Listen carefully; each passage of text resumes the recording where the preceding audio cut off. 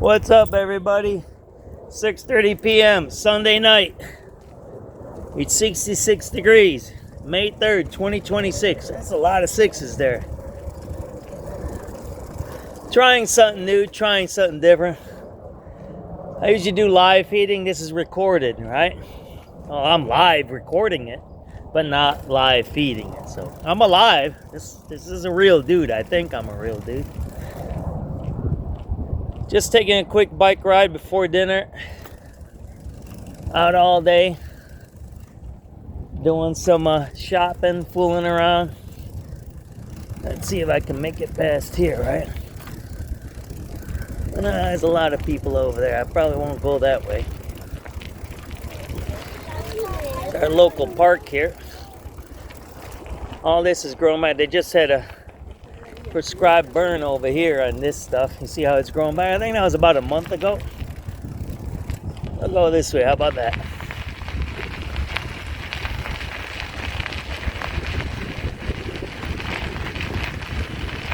The way Chicago is set up is every neighborhood has a park. And squeeze through here, my brother. Every neighborhood has a park. Every neighborhood has a school. And every neighborhood should have some kind of a library or something like that. Should. I'm not saying they do, but they should.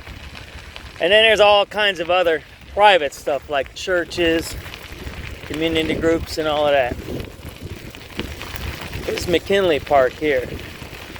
This is over 100 years old, this one. This was set up during the... Can I squeeze through there, my brother? Thank you very much. Appreciate you. Have a good Sunday. Thank you.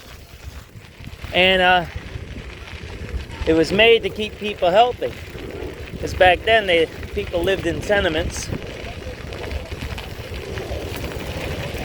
And they didn't really have fresh air. I think there was maybe oil lights.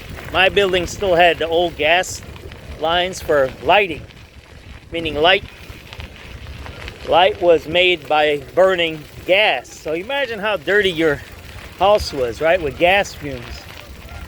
Gas, I guess that's gas fumes, right? Burn off.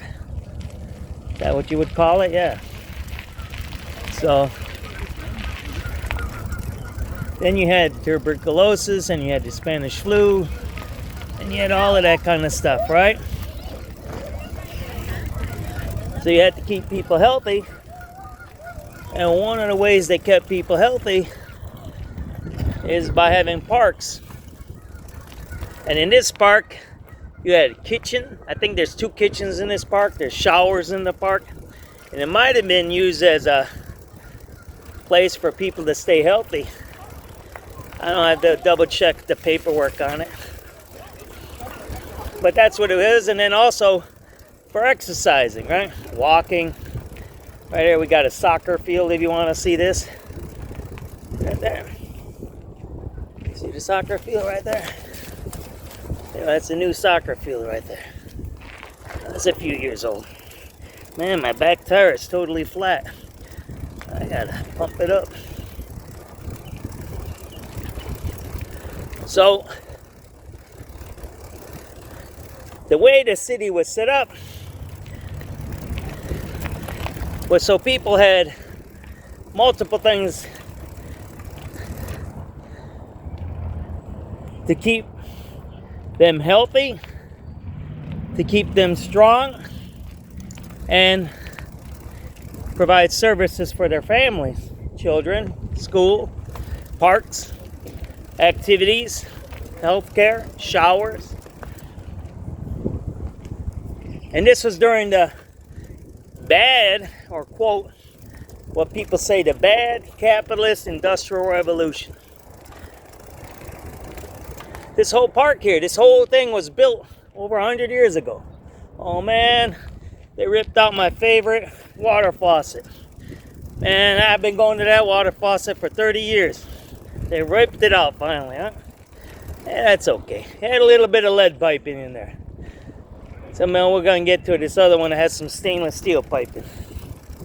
But think about it, over 100 years this place has been around, providing a healthy place for families, young people, residents, and citizens to come out to, right?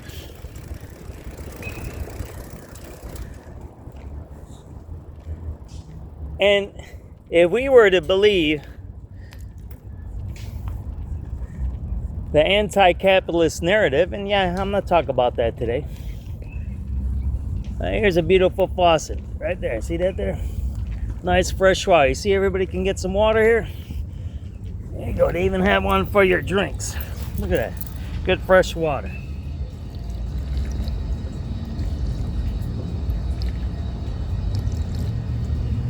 See that there? That's lake water. They're installing another one over there at the other place. See that? They got pickleball. They got all kinds of things here.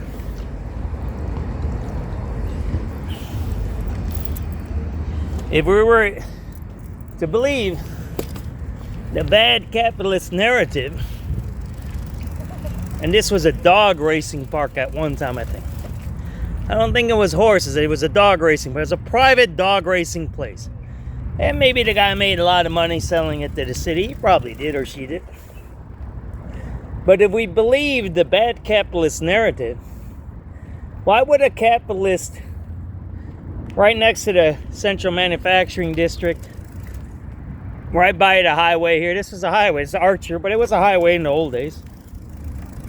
That's why they can't really put bike lanes in there. And it's kind of illegal to put bike lanes on a highway, don't you think so? And dangerous, right? Archer Avenue is a highway. I think it's 171, isn't it? Might be right, might be wrong. Check it out. It was the main road, the angle road into the city from the southwest. Why would a bad capitalist allow all this land? This is about a 1 mile square acre, right? It goes from Damon to Western and 37 to 39. About a mile square figure, right? Mathematicians, you can correct me if I'm wrong. So if we were to believe the bad capitalist narrative, why would they allow this park to be here? This used to be a toilet here. That building there, there's another building next to it, a rec center.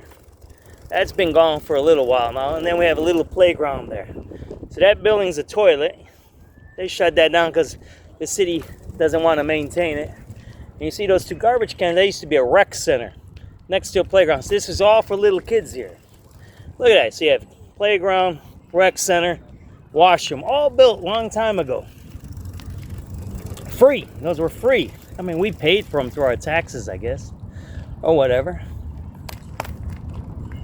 But again, let's get back to this bad capitalist narrative, right?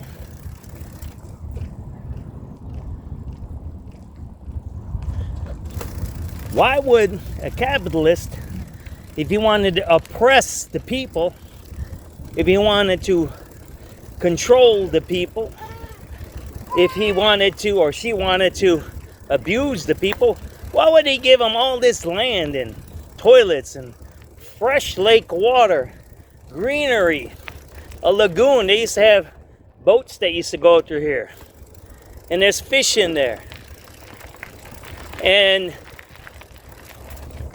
exercise programs, after school programs, cooking facilities where you can have meetings, local community meetings.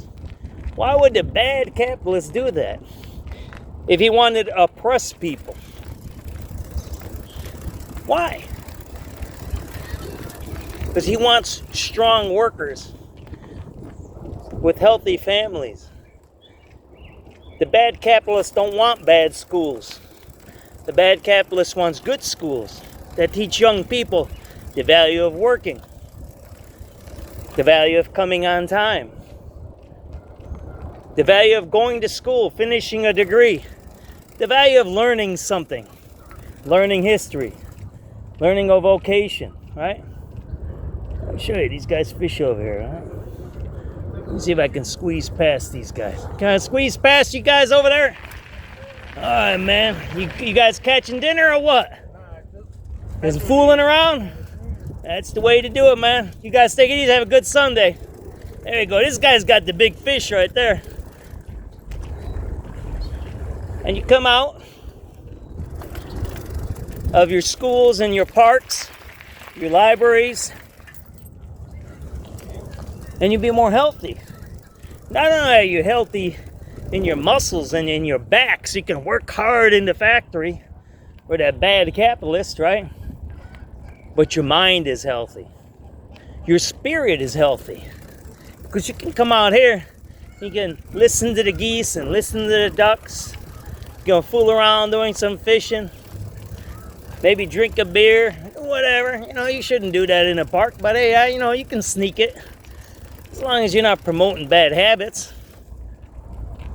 But I'm not promoting that. But the idea is this.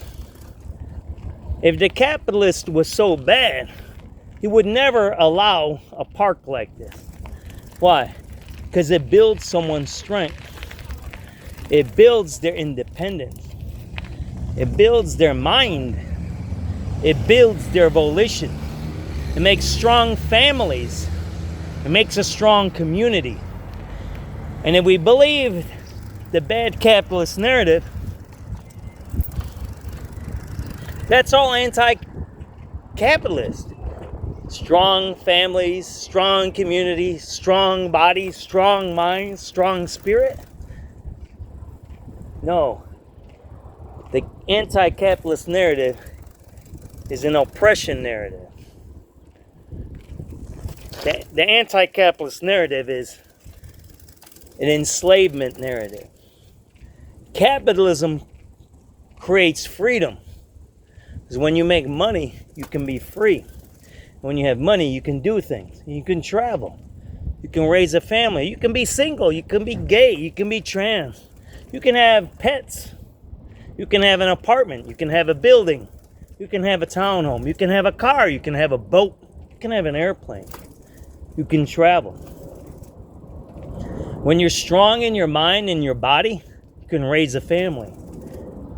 That's the true capitalist narrative. Is there bad things that happen in capitalism? Of course. That's a lot better than being oppressed by someone who tells you capitalism is bad. Take it easy. That was our bike ride today. Sunday evening before dinner. Enjoy tonight. It's warm out. Hug your family, hug your neighbor, hug your dog, your cat, your fish, whatever you have. Enjoy yourself. Because everything we have is capitalism. Everything we do is about freedom and about building a strong family, a strong community, and a strong country. Take it easy, everybody. Johnny on his bike, Sunday afternoon. Bye-bye. Or evening. Hugs, kisses, and love.